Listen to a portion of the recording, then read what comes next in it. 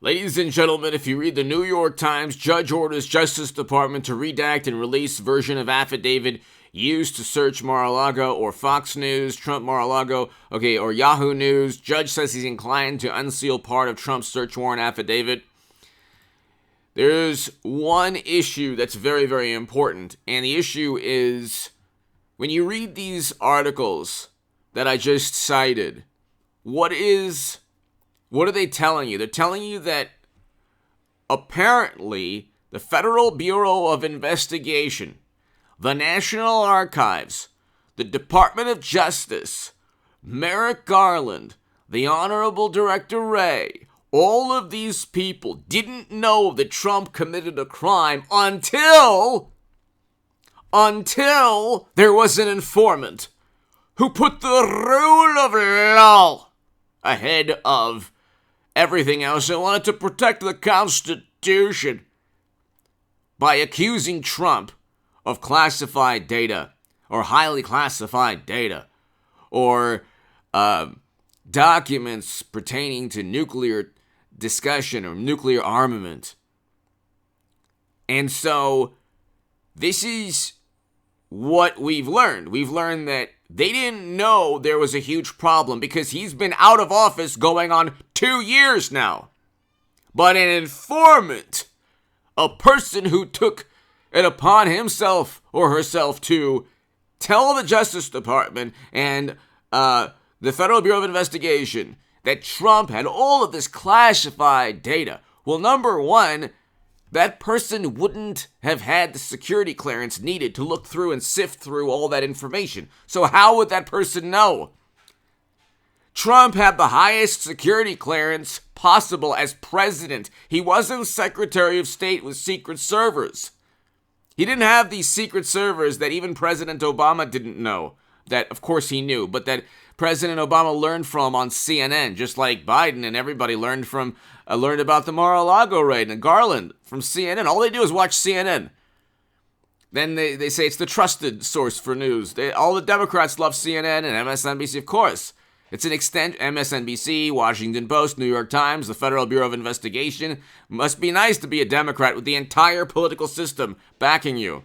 Even though you have Hunter committing obvious crimes in his emails and 150 suspicious financial transactions, and somehow, some way, Clinton, and I want a Hillary Trump 2024. I want a Hillary Clinton Donald Trump 2024. But Clinton somehow transferred top secret and special access program intelligence and classified data. I am wondering if any security expert or cybersecurity expert or national security and foreign policy wonderful expert on Twitter, because I don't have Twitter, I don't have Facebook, I don't have any of that. I have my 3 YouTube channels. Hit subscribe to this channel. We're almost at 200,000 subs. We're going to zoom past 200,000 very soon. Hit subscribe to H.A. Goodman's other channel, the Stock Market Crash channel.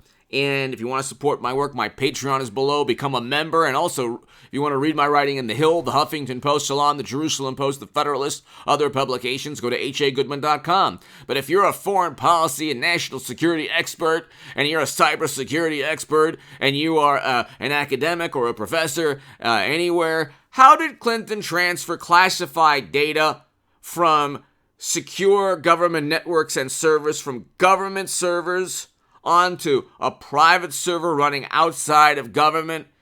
Did her team go to Radio Shack and buy like a big, a cord and then stick it in a USB, just stick it in the government servers and then stick it in her server and then just transfer the classified data? Because classified data was found on Clinton's servers for 4 years. And Comey said, gosh, there were these email chains with top secret intel. And you're talking about email. You're talking about the internet. You're talking about cyber communication that could be easily infiltrated by anyone on the planet. A teenager could do that. Teenager, like young people have.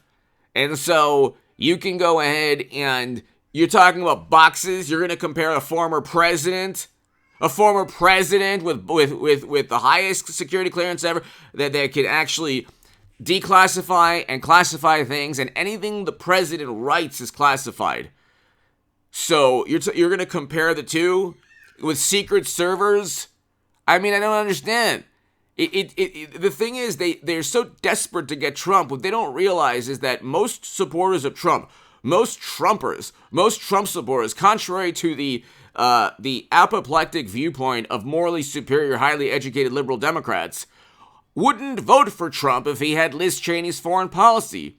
Democrats would vote for Biden no matter what. The Democrats will vote for a Democrat. It doesn't matter if they have a hawkish foreign policy or a less militant foreign policy. It doesn't matter if they have a good economy or a bad economy. It doesn't matter if they actually fulfill their climate change promises or won't. It's always, well, at least they're better than Republicans. The vote blue no matter who is what got Bernie Sanders cheated by Democrats. It's why Democratic voters always get lied to. They're the ones who vote against their interests. It would be better not to vote, and if you're a Democrat, and make sure that the primary system, like, they cheat their own candidates. Bernie Sanders was cheated, okay? The reason he was cheated is because the Democratic Party knew that no matter what they did, they could actually even cheat Bernie Sanders, that they would still get people voting no matter what. So there is no line Democrats can cross where their voters will say, nah, I'm not going to do this anymore. This is too corrupt even for me. I mean, I was born to vote Democrat. I won't do this anymore. They're cheating a candidate that I want, and they're pocketing donations to that candidate to then buy a Steele dossier to plunge the country into this McCarthy-era Red Scare madness, this Cold War hysteria. I'm not going to vote for a political party. I'm going to wait till they change. This way, the more people that had that, if people had that mentality, they wouldn't be in the situation they're in. We have a president now who's presiding over a recession, and we have a Democratic Party that cheats Bernie Sanders in every primary and at the same time worships intelligence agencies and creates this hysteria, this Cold War hysteria. You're talking about xenophobia. They're the ones who blame other countries for their problems. Did you learn about Hunter's emails? Well, it's a plot by another country. What about the DNC emails? Plot by another country. What about the foundation or the other emails? Oh, plot by another country. They're the ones who are mindlessly feeding propaganda to their voters. When Trump says he didn't commit crimes, it's true, he didn't commit crimes. He didn't. Trump wasn't cheated by the RNC, and if he was, believe me, he would have tore the whole thing apart. Bernie Sanders was cheated, and even he doesn't care. And even he says, you know what? Thank you. May I have another? May you continue to cheat me forever? It is a very corrupt political party that knows its voters will accept anything. They'll accept a recession. They'll accept public service announcements in New York saying, hey, you know what, in case of a nuclear annihilation or conflict, just go ahead and do this, stand in between a doorway.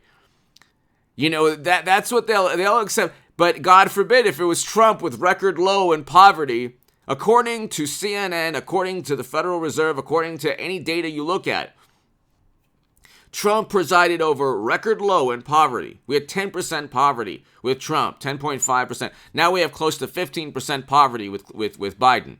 And we have a recession. And we have inflation at 8.5 to 9.1%. And the economy is contracting.